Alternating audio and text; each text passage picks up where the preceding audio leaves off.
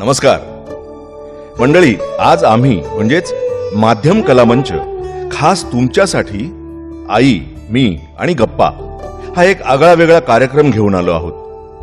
आई, मी आणि गप्पा या कार्यक्रमाचा शुभारंभाचा प्रयोग 14 फेब्रुवारी 2020 रोजी कला वैभव प्रबोधनकार ठाकरे क्रीडा संकुल विलेपार्ले इथं झाला. मात्र त्यानंतरच काही दिवसात लॉकडाऊन सुरू झाल्यानं या कार्यक्रमाचे प्रयोग होऊ शकले नाहीत.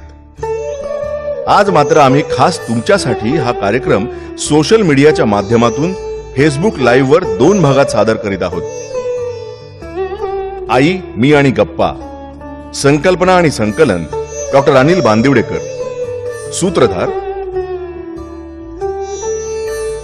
कलाकार हिमांगी शुक्ल, मोहिनी टिल्लू, प्रतिमा कंटक, रश्मी कुलकर्णी, सृष्टी पन्हाळे, सुनीता रामटेके, उर्मिला देशपांडे, विद्या जगे, श्रद्धा मोकाशी आणि डॉक्टर श्रीरंग तेंडुलकर. चला तर बघूया आई, मी आणि गप्पा भाग 2. एकदा बहिणाबाईंना कुणीतरी विचारलं की तुम्ही अशिक्षित असूनही इतक्या सुंदर कविता कशा काय करता. त्याच्यावर त्यांनी उत्तर दिलं, माझी माय सरस्वती. बहिणाबाई अशिक्षित होत्या. ऐराणी ही त्यांची मातृभाषा. त्यांचेच पुत्र म्हणजे सोपानदेव चौधरी यांनी एकदा बहिणाबाईंच्या सगळ्या कविता गोळा केल्या आणि त्या मराठाकार आचार्य अत्रे यांना दाखवल्या आणि त्यांच्याच मदतीने बहिणाबाईंच्या सगळ्या कविता प्रकाशित झाल्या. आणि अशा प्रकारे या खानदेशातल्या कवयत्रीची ओळख महाराष्ट्रालाच नाही तर अख्ख्या जगाला झाली. अरे खोप्यामध्ये खोपा सुगरणीचा चांगला, देखा पिलासाठी 3 झोका झाडाले टांगला. पिल निजले खोप्यात जसा झुलता बंगला, तिचा पिलामध्ये जीव जीव झाडाले टांगला. खोपा इनला इनला जसा गिलक्याचा कोसा, पाखराची कारागिरी जरा देख रे मानसा. तिची उलुशीच चोच तेच दात तेच ओठ, तुले दिले रे देवान 2 हात 10 बोट. तुले दिले रे देवान 2 हात 10 बोट.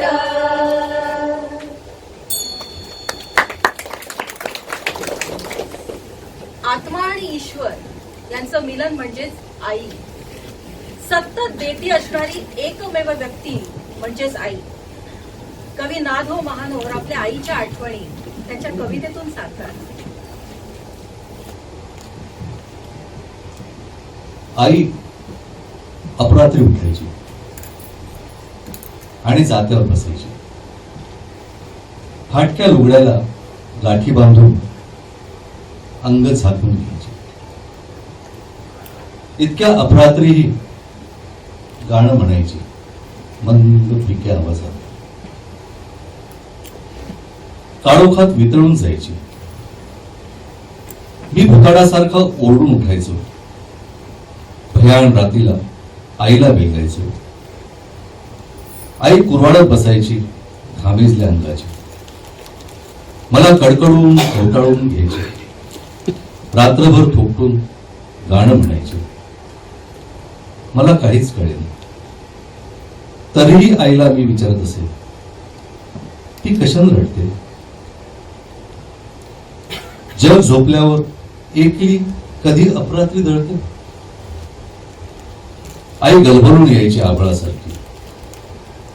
मला कुरवाळत बसायची दाट काळोख्या रात्री. आई कशासाठी रडायची मला कळलंच नाही. सबंध आयुष्य पीठ झालेलं. तिच्या अंगावर सुरकुत्या तेवढ्या. दुःखाची बरबट अंगावर ग्रासून टाकलं. सगळं घरभर असताना कधी वेडेपणा करायची. तिला वाटेल त्या रात्री जात्यावर बसायची. जुन्याच ओव्यांचे दारिद्र्य बांधायचे लत्तरासारखी. सगळे आईला शिवायशाप देत झोपेतून उठताना माझे डोळे तसेच किलकिले तिच्या सुटुक्या घेताना. वेदना आणि मातृत्व यांचं जणू काही नातच आहे. आणि ग्रामीण भागातली आई म्हटलं ना की ती कष्टाळू दुःखी असली तरीही खूप धीराची आहे. कवी वारा सोनार हे त्यांच्या भिंत सारवणाऱ्या आईची व्यथा शब्दात मांडतात. भिंत सारवता माय माती व्याकुळ अशी होते. माय माती तले दुःख हात धरून वेढते. भिंत बघिना मायेची तिला काळीज कोणाडा. जाते स्वतःला रचित देह होई तो सांगाडा. सारवल्या भिंती तिने भाळवल्या कुंकवात. फक्त खचण्यासाठीच तिला भेटे बरसात. सावरते सावरते नाही खचू दिला उर. एक घर राखताना झेलते ती महापूर. उभा जन्म शेड माती लाज सदा फाटक्याचे. डोळे भाव आरतीचे दुःखालाही ओवाळीत. कशासाठी जगे माय बुडालेल्या द्वारकेत. कशी फुटती कळशी कृष्णासाठी सांभाळीत. कृष्णासाठी सांभाळीत. आई आणि कष्ट सहनशीलता यांचं नातच आहे. पण प्रत्येक आई आपल्या मुलासाठी मोठंच स्वप्न बघत असते. जात्यामध्ये दाणे नाही तरीही माय वडायची. डोळ्यामध्ये पाणी नाही तरीही माय रडायची. पोरांना द्यायची ती एकच भाकर, आपण उपाशी राहायची. अंगामध्ये त्राण नाही तरीही गिट्टी फोडायची. हातावर आणणे आणि पानावर खाणे, 4 तोंड खाणारी आणि उघड्यावर जिणे. पायी तिच्या चाक नाही तरीही गाडा वडायची. 4 शब्द सांगे भला 4 बाया माणसाला. काट्यामध्ये गर्भ असे सांगा का पणसाला. हाती तिच्या गोंद नाही तरी ती मन जोडायची. जगाच्या वेगळी जगते माय कशीही. दुसऱ्यासाठी जिसते माय कशीही. हाती घेऊनी सुईनी दोरा कित्येक ठिगळ जोडायची. शिकुनी सवरुनी मोठा हो बापा मोठा हो. ज्ञानाच्या मंदिरी तू पायरीचा गोटा हो. माझ्या काळ्याशार पाठीवर या अक्षर रेषा वडायची.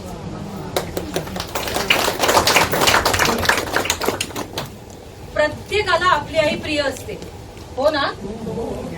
आणि ना तिच्या प्रत्येक प्रतिक्रिये गणी ती आपल्याला वेगवेगळीच वाटत असते. रोज एक नवीन आई बघायला मिळते. अर्थात प्रत्येक आईचं वैशिष्ट्यही वेगळंच असतं म्हणा.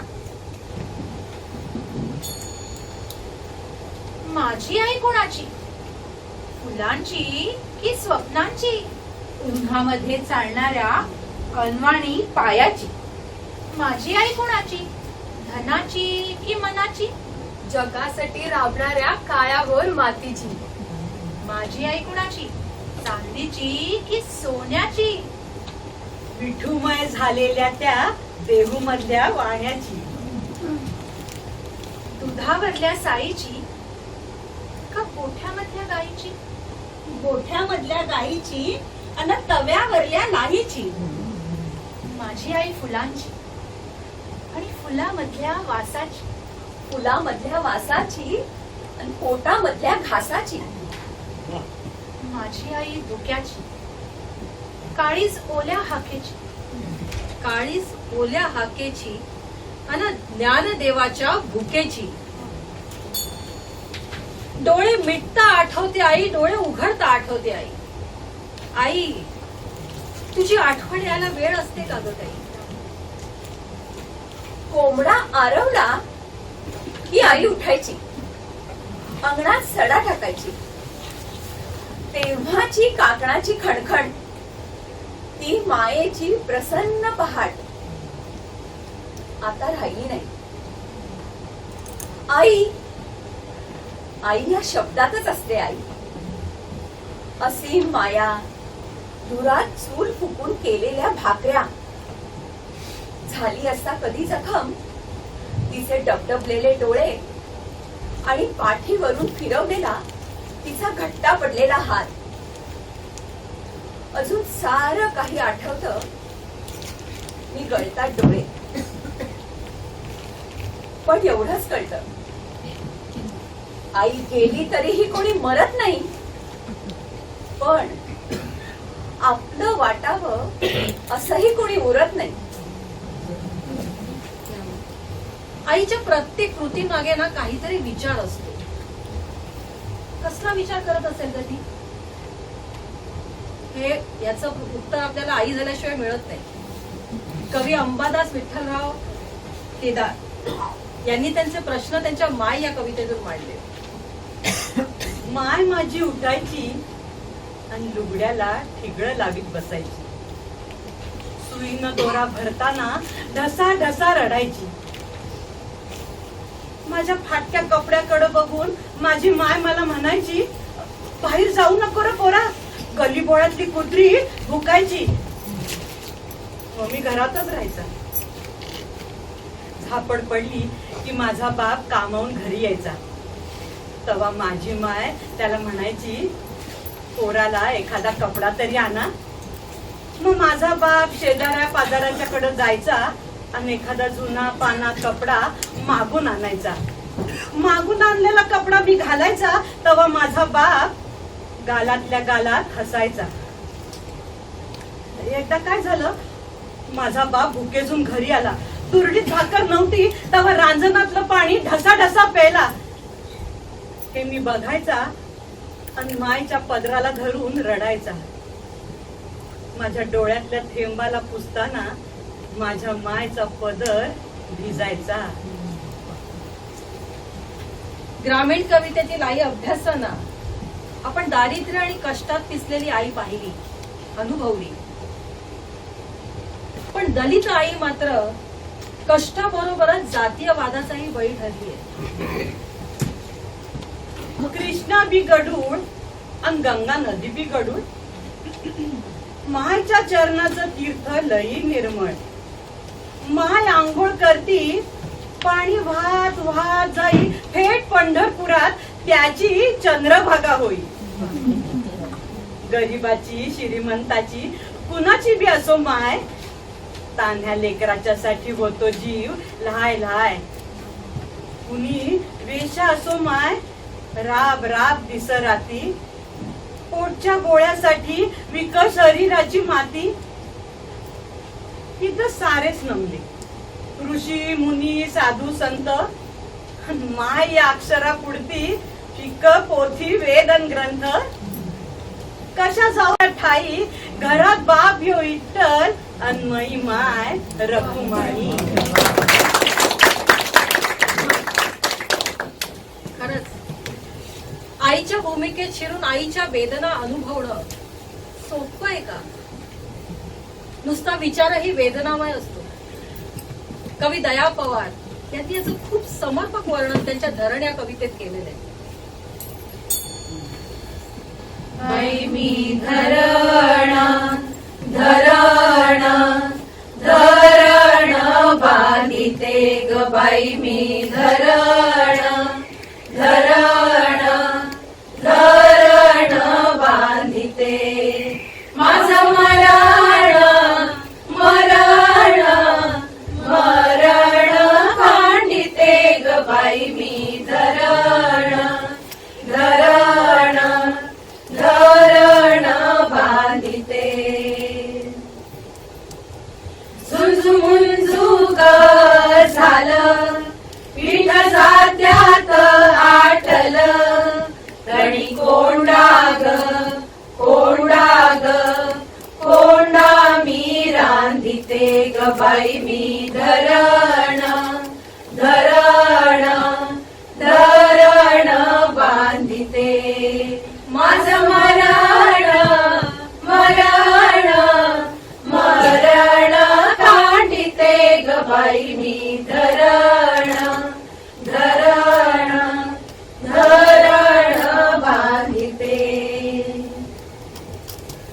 दिस कासऱ्याला आला जीव माग घोटाळला ताणले करू मजले करू पाठी खाली मी डालते ग बाई मी धरण धरण धरण बांधिते काय सांगू उन्हाच्या झळा घाव घाली फुटे शिळा कडदाटे पायी पाला मी बांधते ग बाई मी धरण धरण धरण बांधिते पेरा पेरात साखर त्याच पिकल शिवार घोटभर पाण्यासाठी सार रान ढुंढाळीते ग बाई मी धरण धरण धरण बांधिते माझं मरण मरण मरण काढिते ग बाई मी धरण धरण धरण बांधिते येल मांडवाला चढे माझ्या घामाचे ग आळे माझ्या अंगणी पाचोळा ग पडे ग बाई मी धरण धरण धरण बांधिते माझं मरण मरण मरण काढिते ग बाई मी धरण धरण धरण बांधिते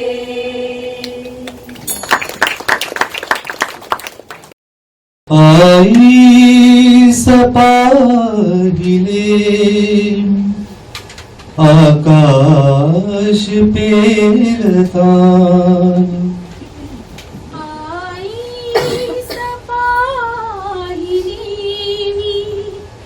आकाश पेलताना आई सपाहिले सूर्यास झेलताना आई सपाहिले आकाश पेलताना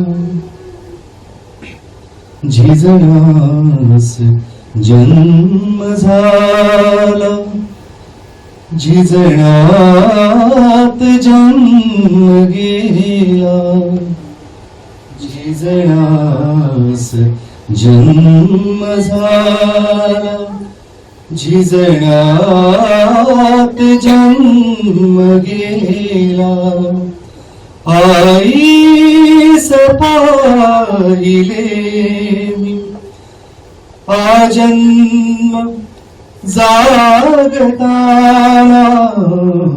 आई सपाहिले मी आकाश पेलताना छळातीला निघाली ही फौज वादळाची छळातीला निघाली ही फौज वादळाची आई सपाहिले मी ती फौज रोखताना आई सपाहिले आकाश पेलताना आईस पाहिले मी सूर्यास झेलताना आईस पाहिले मी आकाश पेरताना. कविता बरीच मोठी आहे, त्यातले काही तुमच्या समोर प्रसंग. कवी माणिक गोडघाटे अहो म्हणजेच कवी ग्रेस. भय इथले संपत नाही हे त्यांचं एक गाजलेलं गाणं. त्यांची आतापर्यंत 7 कवितांची पुस्तकं प्रकाशित झालेली आहेत. अगदी म्हणजे उदाहरण द्यायचं झालं तर संध्याकाळच्या कविता, राजपुत्र आणि दादले, ओल्या वेळूची बासण इत्यादी. त्यांचीच एक आईवरची कविता आम्ही सादर करतो. अतिशय प्रसिद्ध कविता हृदयनाथ मंगेशकरांनी चालवलेली. ही गेली तेव्हा रंजी पाऊस आणि नादतो होता, मेघात अडकली किरणी हा सूर्य सोडून गेले.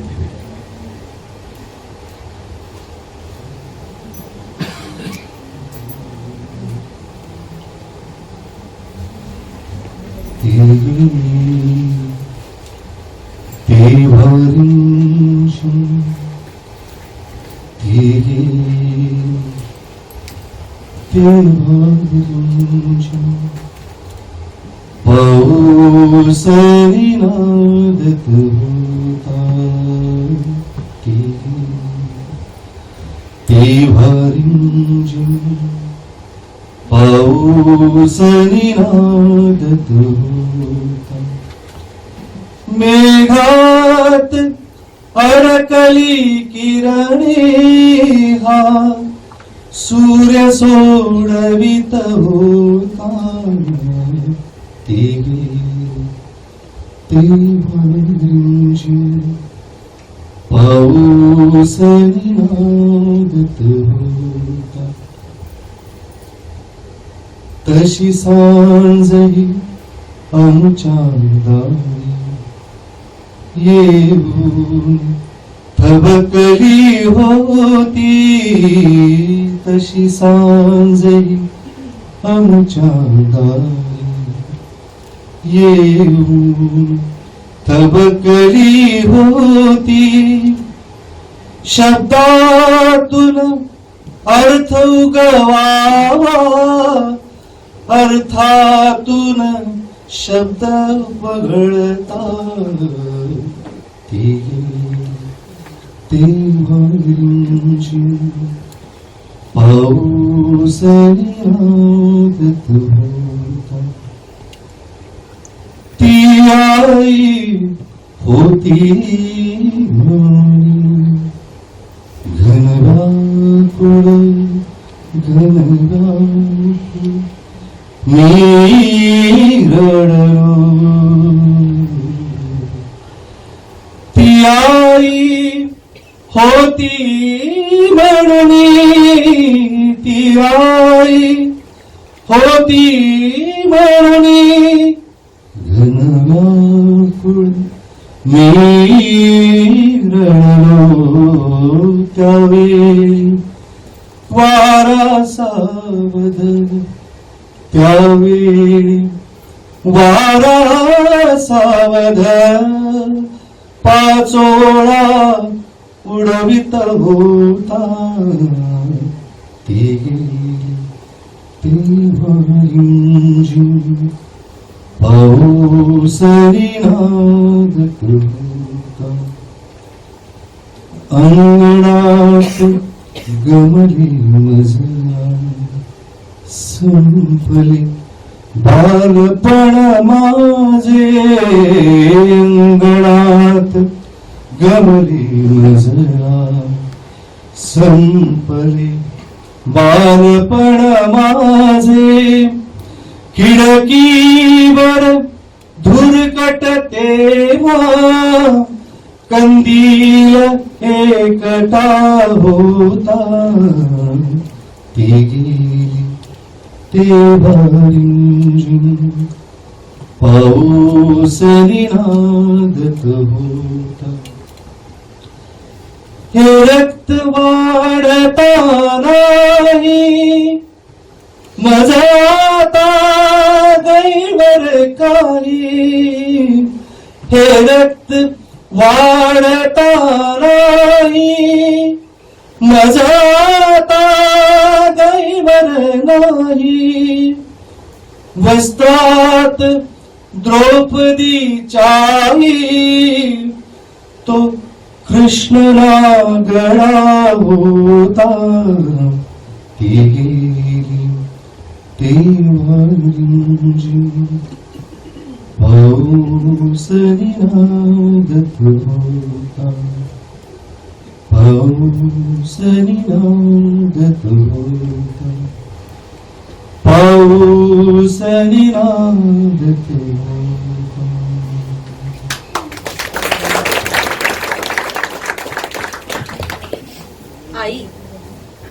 आई म्हटलं की काळीच विरघळतच. आपण अगदी थेट बालपणापासून वर्तमानापर्यंत एका क्षणाची सैर करून येतो. आई काय असते? एक भावना, एक संवेदना, प्रत्येक गोष्टीत आपलं अस्तित्व जपणारी. आई एक नाव असतं, घरातल्या घरात गजबजलेलं गाव असतं. सर्वात असते तेव्हा जाणवत नाही, पण आता नसली कुठंच तरी नाही म्हणवत नाही. जत्रा पांगते, पानं उठतात, पोरक्या जमिनी उमाळे दाटतात. आई मनामनात तशीच जाते ठेवून काही. जीवाचं जीवालाही कळावं असं जाते देऊन काही. आई असतो एक धागा, वातीला उजेड लावणारी समईतली जागा. घर उजळतं तेव्हा तिचं नसतं भान. अंधारात विझून गेल्यावर सैरा वैरा धावायलाही कमी पडतं रान. पिकं येतात जातात, माती मात्र व्याकुळच. तिची कधीच भागत नाही तहान. दिसत नसलं डोळ्यांना तरी खोल खोल खोदत गेलो की अंतःकरणात सापडतेच ती खाण. याहून का निराळी असते आई? आई खरंच काय असते? लेकराची माय असते, वासराची गाय असते, दुधाची साय असते, लंगड्याचा पाय असते, धरणीची ठाय असते. आई असते जन्माची शिदोरी, सरतही नाही नि उरतही नाही. आई एक नाव असतं, ती नसते तेव्हा घरातल्या घरात कलबललेलं गाव असतं.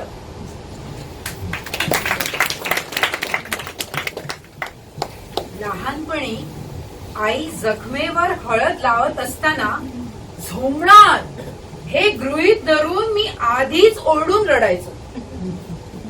हळद लावल्यावर आई विचारायची, झोंबलं का? माझं रडणं वाया गेलेलं असायचं. मी झोमणं शोधायचो. आता आईचे हात शोध. ही कविता कुणाची असेल? म्हणजे काही अंदाज?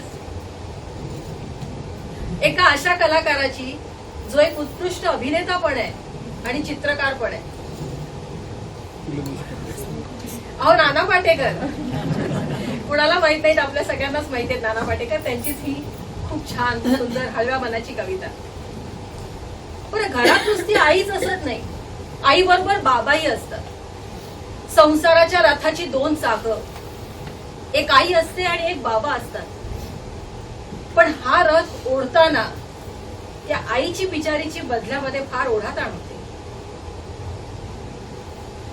आई वडील ही दोन चाके, एक कठोर तर दुसरा मृदू वाटे. आई ही ज्योती तर वडील समयवाद. आई अश्रूंचे पाठ तर वडील संयमाचे घाट. आई ही रोजच्या जेवणाची सोय तर वडील आयुष्याची शिदोरीच होय. आता घरात आई बाबांबरोबरच अजून एक महत्वाची व्यक्ती असते, बायको. सासू सारख्या सूचना आणि सूचना नको, हा सासू सुनेचा आदिम वाद आपण रोजच सगळ्या सिरियल मध्ये बघत असतो. आता पुढच्या झळा या कवितेमधून ऐकूया. माझी पत्नी निरखते मला, ती म्हणते, नीट बघा शर्ट, अहो गायब झालीये त्याची 2 बटणं, नवीन घ्या एक आज येताना कामावरून. आईची थरथरती लगबग, तिच्या किलकिल्या नजरेचा खणात शोधायचा प्रारंभ. बटणं, सुई, धाग्याची रीळ, आईची व पत्नीची नजरा नजर क्षणभर. आईच्या त्वचेची शिवण उसवू पाहते, कोंडलेले प्रखरून दीर्घ दुपार पसरू पाहते. आई लगोलग टाके चढवते एकावर एक. खिडकीशी पत्नी गार झुळझुळते. मी तिच्या समोर धरतो माझी कविता झळा या शीर्षकासोबत. तुझी कविता दुर्बोध, ती म्हणते आणि विचारते, झळा म्हणजे काय? अरे कशा दिसतात त्या? दागिने सगळ्या स्त्रियांचा आवडीचा विषय. आता आमच्याकडे बघून तुम्हाला अंदाज आलाच असेल की प्रत्येकीची आवड निवड वेगळीच असते. पण या गळाभर दागिन्यांपेक्षा ना आपल्या छोट्याच्या मिठीने जी शोभा येते ना गळ्याला, ती काही औरच असते. ती म्हणाली, आई ग, तू अंगठी का नाही घालत, हिऱ्याची, छान छान खड्याची?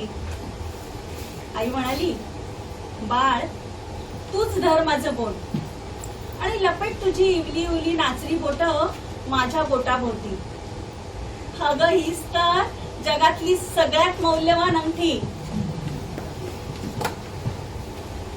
आई म्हणाली, आई ग, तू माळ का नाही घालत सोन्याची, पिवळी धम्म गळाभर?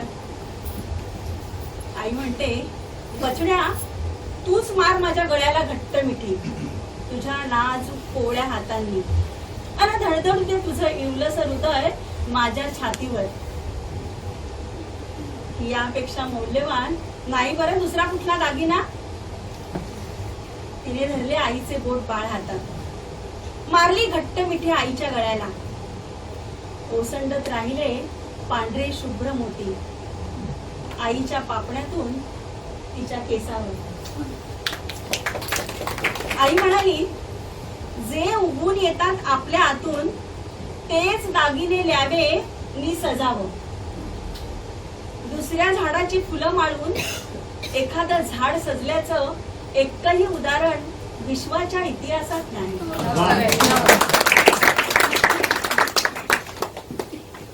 असंच भरलं घर असतं आणि भरल्या घरात भांड्याला भांड लागतच. कुठे मोठ्याने वाजतं तर कुठे मनात वाजतं. पण या मोठ्यानं वाजणाऱ्या भांडणात असो का मनात वाजणाऱ्या, आईची बिचारीची मधल्यामध्ये खूप ओढाताण होत असते. 3 मुलांची 3 घरं.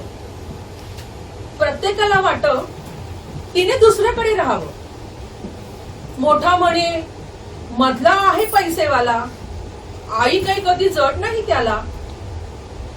मधला म्हणे, मी काय मक्ता घेतलाय, आई असावी 3-3 महिने प्रत्येकाच्या वाट्याला.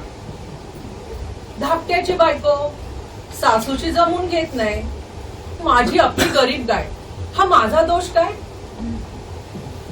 धाकट्याला वाटे, माझं घर आहे माडीवर, दमे तरी आईला कसं चढता येईल जिन्यावर. ती म्हणते, मी 3 मुलांची आई, अहो मोठ्या भाग्याची बाई. नाही मिळाला जमीन जुमला तरी प्रत्येकाला शिकवला, आपल्या पायावर उभा केला. आवडत्या मुलीबरोबर संसारही थाटून दिला. सगळेच म्हणतात मला, आता आमच्याकडेच ये राहिला. प्रेम त्यांचे इतके तरी का ग पाणी तिच्या डोळ्याला. आई नेहमीच शिकवत असते, आपल्याला छोट्या छोट्या कामांमधून ना छोटे छोटे लेसन देत असते. आई, तू जेव्हा रिक्षाचे पैसे वाचवून मला आईस्क्रीम घेऊन द्यायचीस ना, तेव्हा मला कळलं इकॉनॉमिक्स म्हणजे काय. आई, तू फाटके चप्पल शिवून जेव्हा मला स्पोर्ट शूज घेऊन द्यायचीस ना, तेव्हा मला कळलं मॅनेजमेंट म्हणजे काय.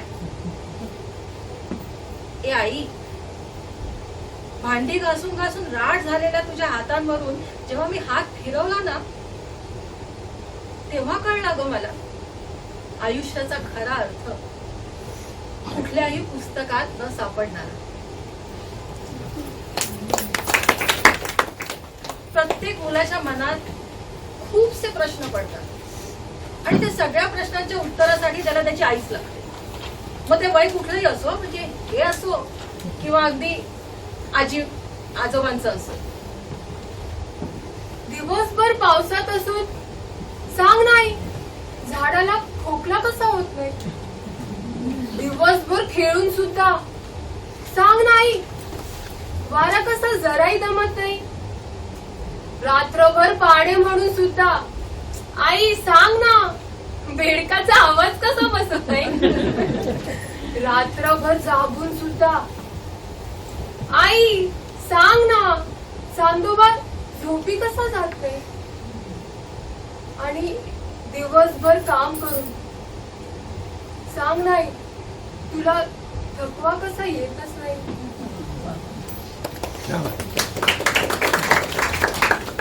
आपल्याला भूक लागली ना की सगळ्यात आधी आठवते ती आई आणि आईच्या हातचे वेगवेगळे पदार्थ. मग ते गोड असो, तिखट असो, आंबट असो, कडू असो, कसेही असो, सगळे चालतात. कवी विजय चिंदरकर यांना कोणकोणत्या पदार्थांची आठवण होते ते त्यांनी कवितेतून सांगितलंय. पानावरती भात हवा, पण हवाचा उकडा कठीण तांबडा. सोबतीला अन हवा भाजूनी दरवळलेला सुका बांगडा. गडग्या पाशील फणसाची अन हवीच भाजी गोडस पिवळी. हवी आणखी तिखट तांबडी, चटणी थोडी भाजी जवळी. हा सारा थाट हवा, पण हवीच सगळी अवती भोवती. सोलकडीची हवी भैरवी, तृप्तीच्या त्या तानेवर. खूप दिवसांनी भूक शमावी त्या प्रेमाच्या शब्दावरती. आईने मग चिडून जावे माझ्या थोड्या खाण्यावरती. स्त्री ही क्षणाची पत्नी आणि अनंत काळची माता असते, हे सगळ्यांनाच ठाऊक आहे. ती जसं आपल्या मुलांचं मन जपत असते ना, तसंच ती आपल्या सहचार्याचं मनही जपत असते. पण या सगळ्यात ती स्वतःला मात्र विसरते. मुलगा म्हणाला आई दिव्याची वात मोठी कर ना, अगं मला वाचता येत नाहीये. वडील म्हणाले अगं दिव्याची वात कमी कर, मला झोप लागत नाहीये. रात्रभर आई दिव्याची वात कमी जास्त करत राहिली आणि आयुष्यभर दोघांमध्येच वातीसारखी जळत राहिली. कवी सौमित्र म्हणजेच किशोर कदम, एक उत्कृष्ट अभिनेता, एक कवी. गारवा हा त्यांचा गाजलेला कविता संग्रह. त्यांची ना एक वेगळीच कविता आहे, आई आणि कम्प्युटर, आजच्या काळातलं नातं जोडणारी. अवघड गणित जगण्याचं सोपं करीत जाईल, पण कॉम्प्युटरशी माझ्या मायचं देणं घेणं नाही. जाड्या भरड्या जीन्स सारखी माझ्या मायची स्किन जगण्यानं लई वापरलं, but you know what I mean. Stone wash माया तिची, मिरच्या लसूण चटणीची. गाता गळा मळा जणू लकीर ह्युस्टन विटनीची. जुनं ते सोनं म्हणणं जुनीच तिची खोड. पैसा अडका आलाय तरी एकच पातळ जोड. इकडं ठिगळ तिकडं ठिगळ, जुनं पातळ फॅशन. पण अमेरिकेतली फेमस हाय माझ्या मायची फॅशन. ठिगळ खरंच सुंदर दिसतात बघा, यू मे ट्राय. पण कॉम्प्युटरशी माझ्या मायचं देणं घेणं नाही. कुठून करू सुरू तिची, सांगू कशी कहाणी. 7 सुरांच्या मधलीच अनवट तिची गाणी. जाणता झाल्यापासून तिला वाचतो हाय नुसता. तिला शोधता शोधता मी भी विसरलो रस्ता. पोरग शिकून मोठं होईल एवढंच तिचं सपान.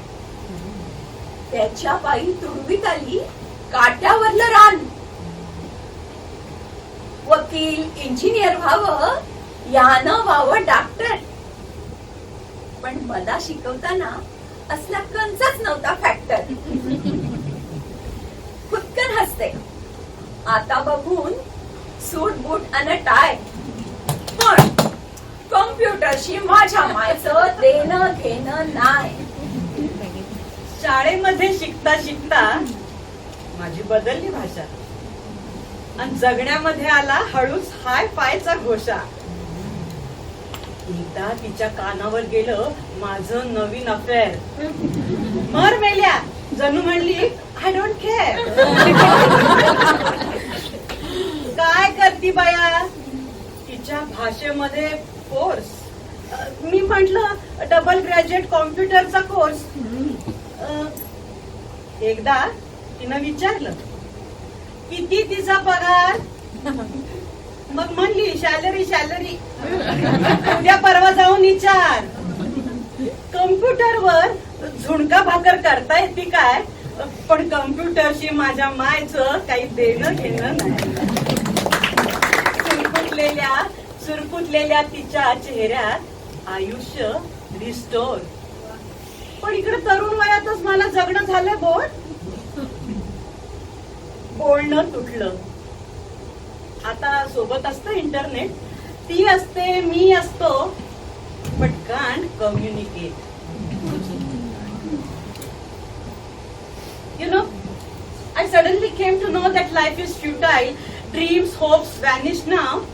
Negativeness is time. हारता हारता जीत मेल्या असं once she said. कुणाच ठाऊक तिनं कुठलं वाचलंय फाउंटन हेड. तिचा कॉन्फिडन्स माझ्यात नाही. डोंट आस्क मी व्हाय.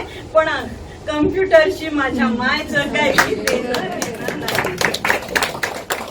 अवघड जगण्याचं सोपं घरी जाय, पण कॉम्प्युटरशी माझ्या मायचं देणं घेणं नाही.